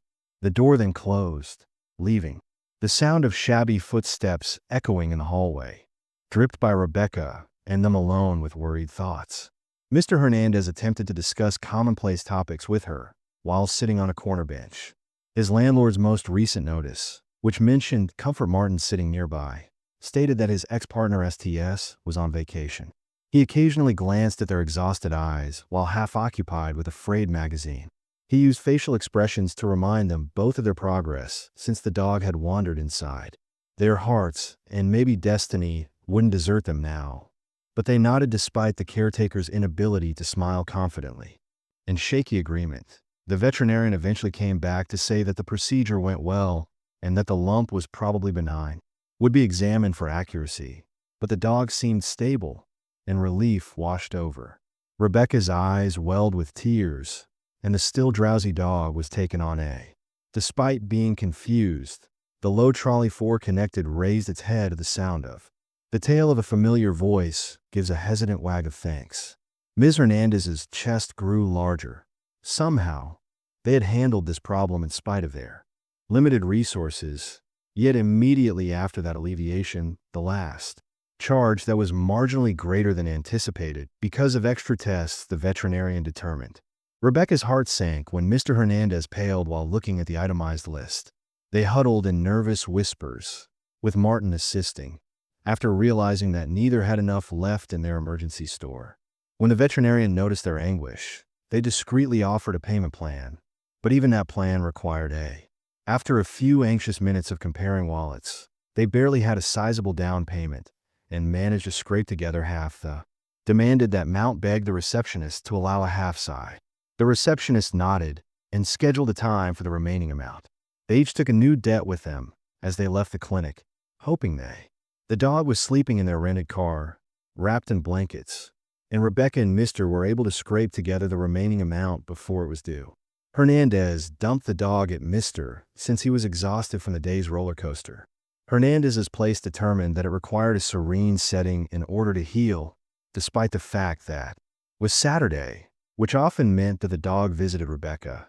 They decided that it would be best for the dog to avoid making the additional trip. Rebecca stayed outside the apartment, chewing her lip while under sedation. "Call me if anything changes," she murmured, and Mr. Hernandez nodded after observing her quivering voice. He whispered, somberly, "See, I promise," urging her to gaze at the sleeping dog's chest rose gently as she left, threatening to burst in tears. She was still concerned about her next custody check-in. If she couldn't maintain her financial stability, the judge would. Revocation of the partial custody arrangement was a fine balance, and this unforeseen veterinary expenditure weighed heavily on it. Martin drove her home with a heavy load, reminding her that she could not give up. Hug her little binder of pay stubs and fresh receipts for the dog's medical care, and thanked him with a fake smile. Unsure if they would matter in her custody case, because some people could think that getting a dog is a dumb idea when she found it difficult to raise a child, but her heart told her that the dog had lifted her spirits, which in turn enabled her to perform better for her youngster at Mr. Hernandez's dog unit. Mr. Hernandez was half asleep on a pillow, blinking drowsily from anesthetic. Positioned a bowl of water close by, encouraging the dog to take a steady sip as the evening grew calm. Shadows moved around the tiny living room, and the dog's eyes darted around, seemed perplexed by the gentle. Mr. Hernandez whispered comforting words to ease the agony in its side, but his tense. It felt difficult to pay off this loan on top of the rent, but how? Could he regret saving two families from legal despair and perhaps softening an animosity toward a creature that linked them? He remembered how the dog had anchored him and provided him with comfort, but he never found it again. That night, as the dog slipped into sedation-laced buildings in the chilly city, in order to sleep, Mr. Hernandez found an old blanket and wrapped it around the dog. Gave Rebecca a quick update over the phone, and she thanked him with a sound of relief before there was a pause in which both acknowledged the impending debts, the custody hearing, and the landlord's demands, but neither knew what else to say. It was crucial because if money fell apart, the dog might wind up back in shelter or worse, but being given up at. In the silence at this point, Martin's words replayed in their heads. You discover hope in that courthouse and held on to it, refusing to give up, making an unwritten agreement to keep the dog safe at all costs. Possibly the same dog that had previously wandered and uncollared. Or name, and ultimately created two distinct destinies. Their fear mixed with a glimmer of hope that perhaps as unlikely because it appeared that they may be saved by a last surge of kindness or good fortune. So they waited for dawn. Every caregiver struggles with fresh debts and old wounds, hoping that the dog's wordless bond will once more lead to a solution. Neither had anticipated that Mr. Hernandez would awaken to the sound of a gentle whimpering. The dog was waking up from its anesthesia-laced sleep as the early morning light came through his blinds. The dog's side surgical scar was quite sensitive, but the veterinarian's bandage was still in place, so he went over. With a worried and cautious heart, the dog attempted to raise its head and then let Mr. Hernandez carefully caressed its ears while whispering encouraging words in a mixture of. Rebecca rose as he communicated his presence across the city in both Spanish and English. Her day off had changed from a brief nap to a hectic list of errands she had to run, and she looked at the clock with a starred custody status check shortly, together with 6 papers to complete the ultimate cost of the. Knowing that she and Mr. Hernandez were burdened with debt, dog surgery gave her peace of mind. She reached for her phone and contacted him to ask how he was this morning and to phone me if something was amiss. And she let out a sigh, fiercely resolute for another day of juggling her family duties and money. Even if she felt a strong connection to the dog's recuperation, even though she only saw it on the weekends. Mr. Hernandez. He mustered a little smile as he read the text while kneeling by the dog's blanket and promptly responded, "I'm sore but stable. I'll update you." The dog's ears moved, flicking at Mr. Hernandez's phone chime as if it acknowledged Rebecca's online persona, and its serene gaze conveyed an unsaid connection, which had supported them both during so many hardships. Martin, the fatherly older guy, intended to visit later with. The veterinarian suggested additional supplies and antiseptic to assist keep the incision clean, but funds were too limited for frequent trips to the vet, so they had to take care of the dog themselves. During the morning, the dog periodically fell asleep. Mr. Hernandez encouraged it to consume some mashed rice and chicken while it raised its head to take little sips of water. In quieter periods, the dog pondered while he ate carefully, each swallow seeming like a relief and another indication that it was recovering. Even with overtime, he might still be experiencing some short-term stress due of his own impending rent day, which is just 1 week away. However, each time he caught a sight of the dog's dependable eyes, he recalled how it had transformed his life and made a solemn pledge not to disappoint. Rebecca had gathered her documentation by lunchtime.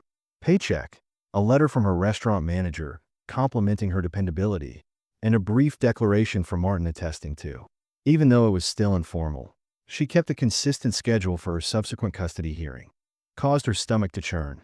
She had faced innumerable fears in the previous months, and the dog's public appearance calmed her bruised soul, and no judge would use that as evidence that she could raise her child.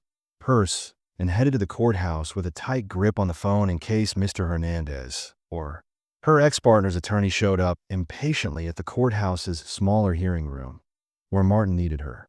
He glanced at Rebecca's pile of papers as he flipped through his papers and then rolled his eyes.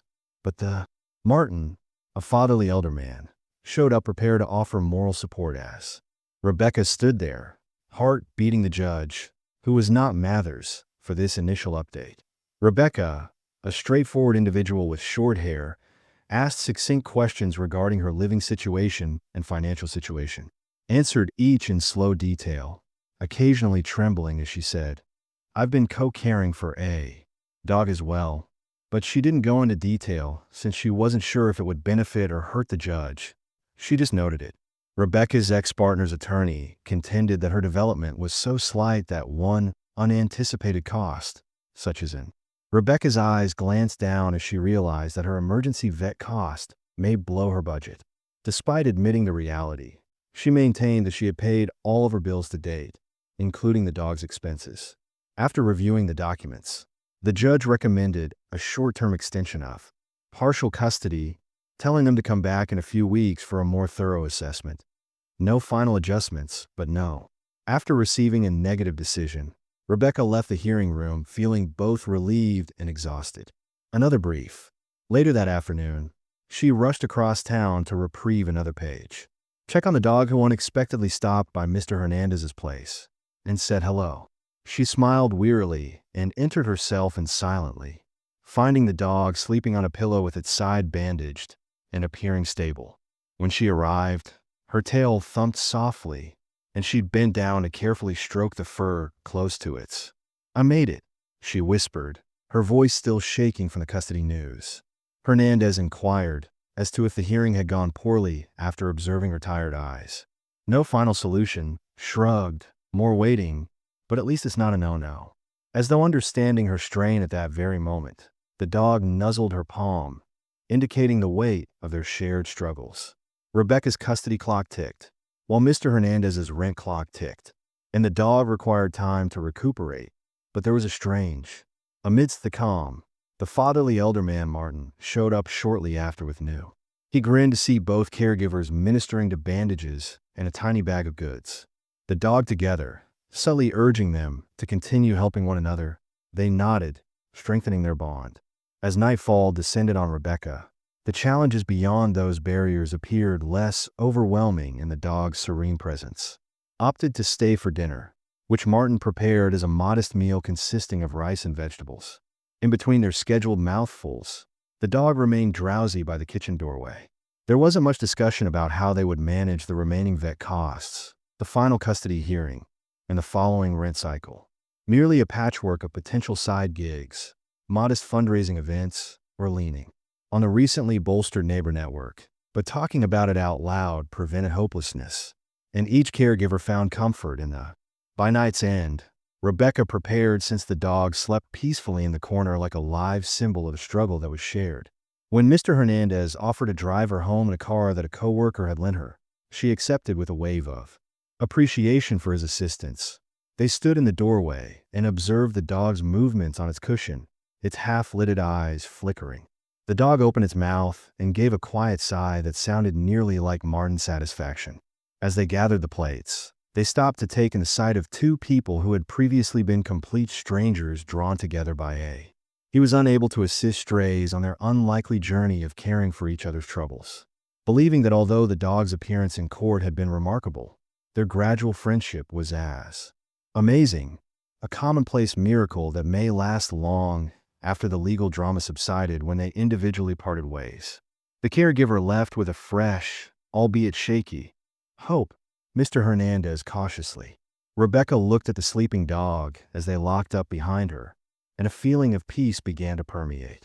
Through him, new demands, a workday, and a mountain of bills would arrive tomorrow. However, he wasn't alone tonight, since the dog represented the brittle ember of tenacity that they both required.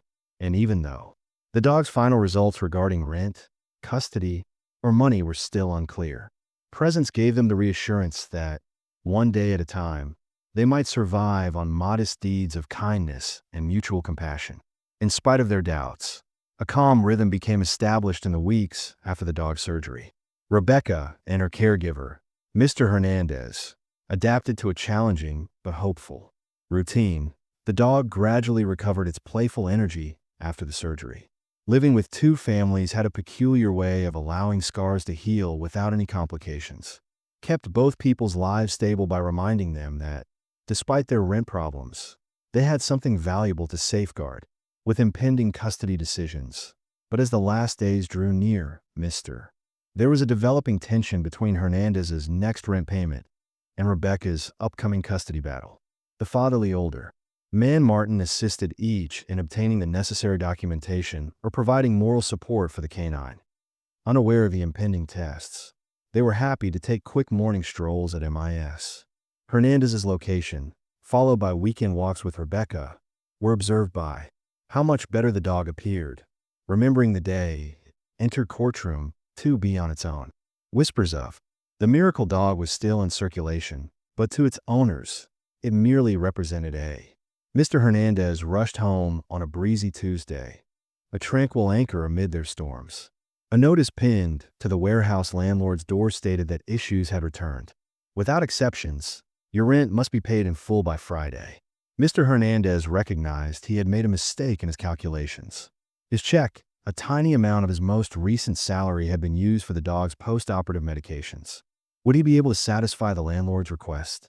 The dog that was coming up behind him seems to realize that even a half payment might not be enough for the landlord at MR. Hernandez sighed and nuzzled his leg in desperation before giving the dog's head a wave. He loved the puppy, but was it costing him his house? A wave of regret passed through him. Rebecca prepared for her next custody check-in on Thursday, which was planned on the opposite side of town. Even though she had submitted her ex-partner's attorney had urged the judge to reevaluate her based on her most recent employment records and stable living evidence. Yet, she feared being subjected to yet another round of doubt. If the court determined that she was deficient, they might take it away. Partial custody completely, which made her sleepless most of the time. She conveyed a quiet desperation in her text to Mr. Hernandez that week regarding the dog's routine. He then disclosed his rent crisis, and they both acknowledged how precarious their co-custody situation was. If there was a single eviction or custody issue, the entire arrangement may break down in the midst of this fear when Judge Mathers Clark unexpectedly called, contacted Martin, and asked that everyone involved, including Rebecca, Mr. Hernandez, and the following Monday, the dog unexpectedly showed up in Courtroom 2B upon Martin's request, informed them of the situation, reminding them that the judge had already alluded to merging last-minute explanations on the dog's shared role. Mr. Hernandez is hesitant to interfere with official business quite now. When asked again if they had done something incorrectly, the clerk replied that it was just a follow-up to make sure the fatherly older man, Sedor, was at play to assess the caretaker's condition and make sure the dog was receiving proper treatment. When Monday arrived, the two were once again in the courtroom, possibly because the judge wanted to clear up any remaining questions. High whirls of memories from their initial run-ins with the law swirled around the courthouse corridor. They came voluntarily, unsure if this unexpected hearing may be eclipsed by the dog's silent presence. The dog's tail was up and wagged, as if it were about to enter a. Martin joined the stage of its likely debut in the well-known space Courtroom 2B. When the judge met them inside, they were prepared to translate or speak if necessary. Recalling the dog's previous appearances, Mathers and a few interested others only nodded without. Judge Mathers cleared his throat as the fatherly older man sat down gently.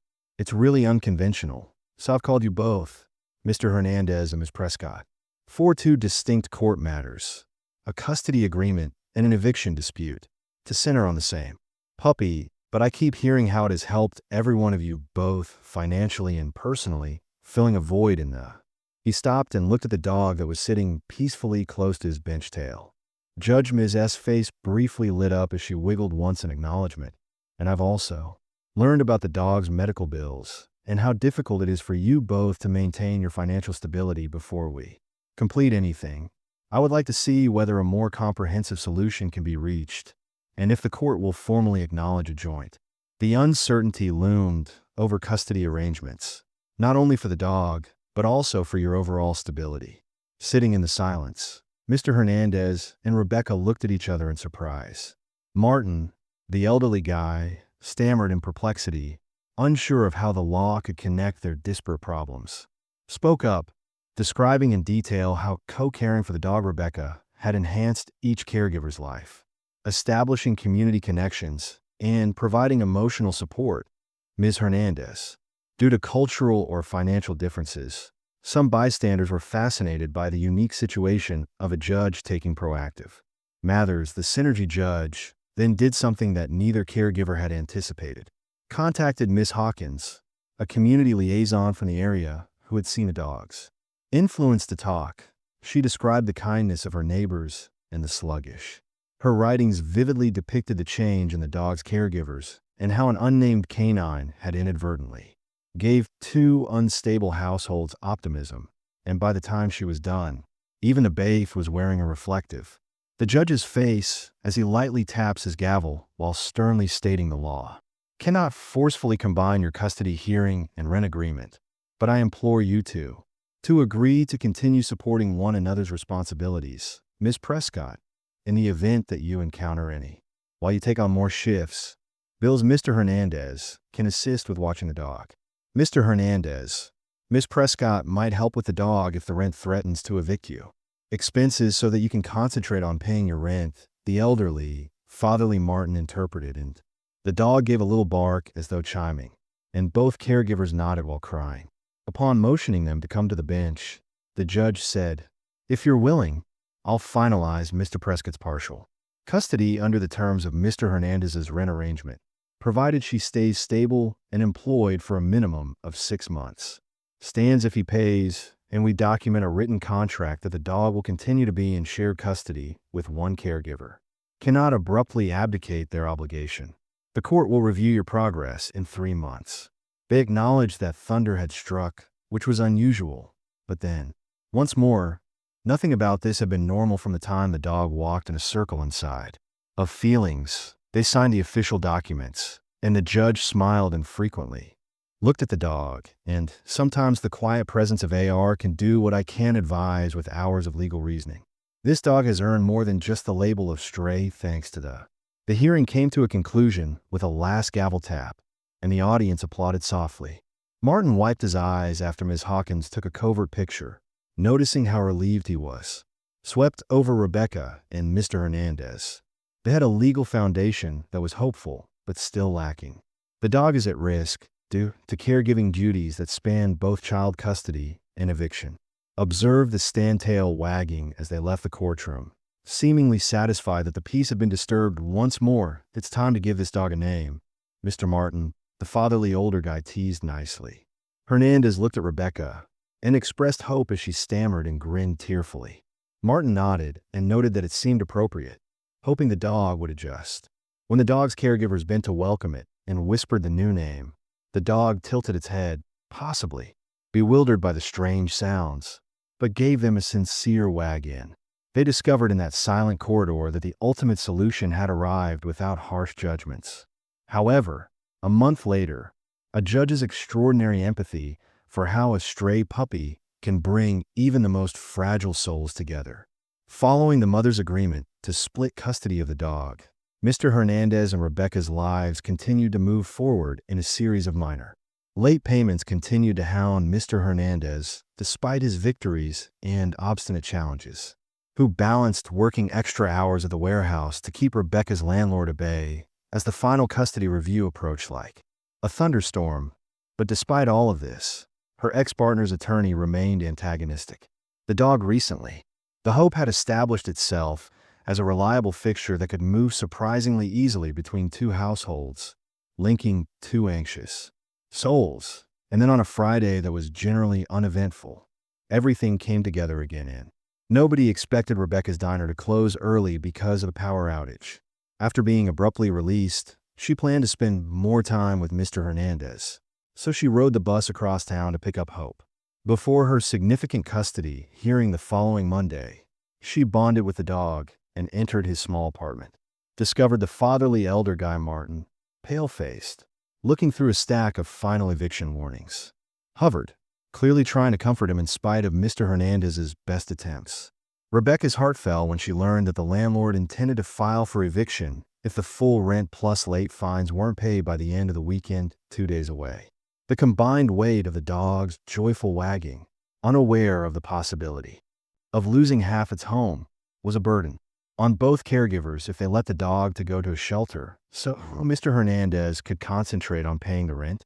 Like a betrayal of all the dog had done, Mr. Hernandez was torn by remorse. Muttered that perhaps Hope needed a reliable, unmarried caregiver, Rebecca, who had to deal with less. At least the dog wouldn't become homeless again if I had an immediate rent difficulty. But Rebecca Vo trembling warned that if she took on more responsibility, she may lose her partial custody. Desperation and increased financial obligations gripped the little living room, giving the impression that the dog's valiant appearance in court would be overshadowed by the unavoidable struggles of urban life. Martin was pacing close to the threadbare. Couch suggested that they make a last-ditch attempt to get in touch with Ms. Hawkins or local. Mr. Hernandez shook his head when asked about donors who had previously helped with the dog's medical expenditures. The final, most important hearing in the courthouse was set up for greater charity during the calm bustle of a Monday afternoon. To be everyone was aware that Rebecca and Mr. Hernandez, two strangers, had formerly been united by A. On their last stand, the anonymous stray dog had to demonstrate that he could afford the rent. and prevent ultimate eviction, she needed to obtain partial or even whole custody of her young kid. Tales of the dog's mysterious influence had circulated around the courthouse's hallways. As they walked in together, the bait took a double take, recalling that the dog was returning for one final moment of truth. How this dog had accidentally strayed in, and now they brought it in on a proper leash, the fatherly. A few neighbors and older Guy Martins were present in silence to offer moral support to the recently rescued dog appeared unaware of the nervousness emanating from. Despite the tense stillness, Judge Matting, its tail lovingly wagged with its two co-caretakers. Presiding once more, sat down calmly, and the docket began by discussing Mr. Hernandez's rent compliance. Looking through documents, the landlord's lawyer claimed that the landlord was still overdue on some of the payments. With his arms crossed, he asserted that he was entitled to evict if the entire amount wasn't. By the end of the week, Mr. Hernandez's voice was tense as he emphasized that he had put in extra hours. Shifts just required a minor extension tension after paying off the most of the obligation. Resisted until Martin came forward with fresh deposit slips and a revised ledger that showed almost the whole amount. With apparent hesitation, the landlord attorney acknowledged that Mr. Hernandez had really made great progress. When the fatherly elder man was closer than anticipated, onlookers felt a shiver of relief, silently hoped that the dog's quiet presence, sitting peacefully by Mr. Hernandez, might persuade hearts to show empathy once more. And then the hearing's second half focused on Rebecca's custody. With a thin-lipped grimace, her ex-partner's lawyer asked if her paltry Dino earnings could. He pointed out that she had incurred additional costs for this dog in order to genuinely support child. A blatant indication that her priorities might not be in line, he claimed. A silence of when the dog, which was formerly a symbol of linking two lives, turned into a liab. Uneasiness spread. When Rebecca stumbled to say that the dog's expenses were split and that it had bragging rights, her cheeks turned scarlet, indirectly enabling her to maintain stability in employment. She provided fresh pay stubs, one of which revealed, since the last hearing, she had almost quadrupled her hours as Judge Matz looked over his spectacles, alternating between them. For a long time, this puppy that you two share has been the center of attention. Mr. Hernandez, could you please confirm your... Uncomfortably, he cleared his throat to acknowledge that while the arrangement hasn't had a detrimental effect on your finances, despite the high cost of the procedure, community donations, and additional work, he did prevent it from delaying his rent progress. Succinctly described how the dog's presence genuinely prompted modest deeds of compassion among neighbors. Rebecca's voice karma now highlighted how co-caring for him helped keep him aloft. The dog improved both of their reputations in the community by encouraging discipline and cooperative problem-solving. Martin, the fatherly older man, nodded silently in agreement at that precise time. The dog decided to approach the judge's bench in silence, but the bay froze once more. Judge Mathers, unsure whether to step in or not, raised a hand in silence. With its tail wagging once as though acknowledging, the dog gazed up at the judge with its gentle, undemanding eyes. Despite the seriousness of the situation, a whisper went through the gallery, including the landlords. The lawyer and Rebecca's former partner took a moment to marvel at the dog's composure under such stress. The dog who unintentionally formed two fates stood at the end of the bizarre CIO. Judge Matz gave this dog a small re-smile at the middle of a final ruling. Always appears at pivotal moments, so maybe that's appropriate. He looked at Mr. Hernandez. The landlord's counsel acknowledges that you're almost paid up, so if you settle the outstanding balance, I don't see any need to evict you. Balance within a rigid time frame. You agree to those conditions, Mr. Hernandez said. A faint feeling of triumph flared as I nodded shakily and sighed in your honor. Judge Matz turned to Rebecca and said, as for custody, your partner's counsel concerns your financial choices, particularly how to care for the dog, but your increased income plus. If there are no significant lapse, a stable living arrangement weighs heavily. Cause to withdraw partial custody. I'm willing to advise you to keep it for an additional 6 months of evaluation, following which you may be granted complete custody if things go well. Rebecca's tears fell. Cheeks in spite of the attorney's protests, the judge remained steadfast in her. Shared dog care as an example of shown responsibility is improbable yet pertinent. The judge concluded the session by tapping his gavel, and the small assembly fell silent as applause broke out. However, Miss Hawkins, who had come to watch, cheered softly and wept with genuine relief. The dog, panting lightly, looked at Mr. Hernandez with glinting eyes, and Martin, the fatherly older man, went forward and hugged Rebecca as if she were anticipating a pat on the head for a job well done. The landlord's attorney whispered to them both about tight deadlines, but at least eviction was out of the question for Rebecca's ex. In a flurry of emotion, the partner's lawyer frowned but filed his paperwork, unable to challenge the decision any longer. Mr. Hernandez, one of the caregivers, knelt next to the dog and gave it gentle ear rubs. Rebecca wiped away her tears and put her cheek against the dog's while whispering, "We did it." Even outside the huge windows, the daily bustle of the city went unnoticed, to the way that a lone stray dog once more influenced the course of unstable lives. Judge Mathers gave the dog lips one last look before leaving the bench. With a slight paternal smile, he acknowledged that he had followed the law, but he also adopted a level of empathy that is frequently lacking in the system. The dog's last appearance cemented this fusion of compassion and legislation in a subtly historic way. No showmanship, just the enduring significance of. Mr. Hernandez and Rebecca discovered altered destinies, leaving Courtroom 2B. The dog, released from the stress of the day, wagging its tail with fresh vigor as they were surrounded by the late afternoon sun gave them a golden glow as they entered the courthouse steps, illuminating any onlookers or strangers who were familiar with the court dog from local rumors. Gave the fatherly Martin, an older guy, exhaled with contentment as he said that although fortune had once again benefited them, each caregiver wasn't just luck, but the dog's unspoken connection that had led them through their separation, the dog knowing full well that, even so, they had to deal with the difficulties of child-rearing, job changes, and rent commitments, without worrying about losing the tenuous hope they had established. And in that final quiet moment, each continued the dog's silent lesson about empathy, sharing responsibilities, and Array's unflinching presence can transform the most difficult struggles, creating a shocking and inspiring conclusion that could only be described as jaw-dropping when the stress of that last hearing took away Mr. Hope, the stray dog that Hernandez Rebecca, and she named, entered a Kindermore.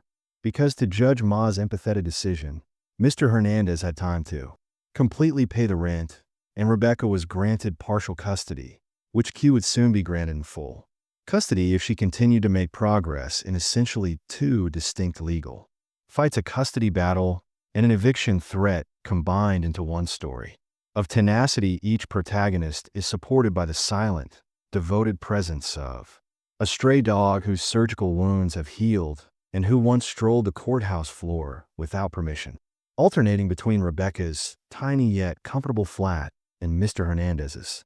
In contrast to many creatures who would suffer, the flat tail wagging in awareness of both houses' perplexity from such a setup, Hope showed a composed acceptance, possibly remembering how it had never really belonged somewhere until it discovered two individuals in equal need of it.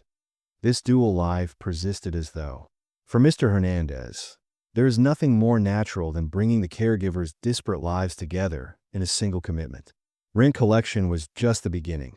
During the ensuing months, he labored diligently, occasionally landing overtime jobs at the warehouse, which allowed him to accumulate a little savings account freed from under the fear of eviction. He started making minor repairs to his apartment, such as caulking a drafty window. Adding a dog-friendly area with toys and a cushion gave his life a sense of direction after it had been lonely. When his neighbors saw how committed he was, one elderly resident occasionally put a tiny bag of dog. Another person left sweets at his door and gave him a deal on used furniture. These actions may have seemed unimportant, but to Mr. Hernandez, they represented a sense of acceptance. In the meantime, Rebecca balanced working as a diner with the responsibilities of being a single mother, but she gained confidence every day. Slowly but surely, the partial custody arrangement strengthened her relationship with her kid, gathered up enough money to relocate from her small apartment to a somewhat bigger one that is still basic but has a second bedroom. Offered her child enough room, and the court monitoring her development saw the. Despite his skepticism, her ex-partner's lawyer had no reason to object to her advancements. And anytime, she felt the burden of. About the weekends, when she was under financial strain, she would touch Hope's rumpled coat and reflect about how far she had come. Outside of their own circle since that first harrowing day in Courtroom 2B. Silently, Miss Hawkins continued to bring up the dog story in local conversations. The neighborhood advocate would sometimes tell new acquaintances about an anonymous stray that appeared out of nowhere, resolved a legal dispute, and brought two troubled individuals together, but not. Every detail was believed, and many people could see the underlying moral, sometimes inconspicuous. An act of compassion, such as a dog rubbing its muzzle against a person's leg, can release tangles of animosity or hopelessness. According to reports, Detective Morales, who had previously mocked the dog's existence, told an off-duty coworker that a tiny. Despite his refusal to elaborate, even the judge's compassion in court doesn't hurt. One afternoon, Clark said that she had never seen a situation where an animal's silent entrance had such a profound impact. Impact on people's life. Months later, Judge Mathers called a quick routine inspection. Mr. Hernandez's landlord didn't care to verify everyone's compliance with the. Seemed pleased that the rent was paid in full. Rebecca provided new pay stubs and a picture showed her child contentedly settling into the new location. And to everyone's amazement, the judge nodded in agreement. "You've gone a long way," Mr. Hernandez said, looking down at the docket and the puppy that was still linking two houses. Hope's co-custody arrangement was confirmed by the smiles that Rebecca and she shared. In closing, the judge, who was resolute, tapped his gavel softly while half smirking to watch AR wander. Can occasionally highlight areas of our system that require a softer touch outside of the courts, the older fatherly. Man Martin S.N. took a brief picture of the victorious trio, Mr. Hernandez and Rebecca, with the dog waving its tail placidly, as though finishing a soft victory lap. After seeing that picture, both caregivers were astounded by how far they had progressed since their first terror rent. None of them anticipated the eviction letters, custody disputes, and restless nights. That the silent appearance of a stray puppy would inspire partnerships they never imagined they could create for each caregiver's hope. Wasn't merely a pet. He was a living example of how kindness and random gestures of empathy may ease hardship. Over time, standoffs based on fear might be resolved by allowing a hungry dog to stay in a courtroom. They even let Mr. Hernandez consider taking evening English classes in order to expand their dreams. Classes to increase employment opportunities. Rebecca considered doing vocational training in the hopes. During their separate bonding sessions, each person shared these goals with the dog in order to establish more consistent work hours, joking that the dog served as their silent life coach despite the outer world's ongoing challenges. Indifferent and busy, their narrative quietly spread among neighbors, and Ms. Wong, the reporter, wrote a last, endearing update, which local church organizations have occasionally used as an illustration of the tiniest creature creating.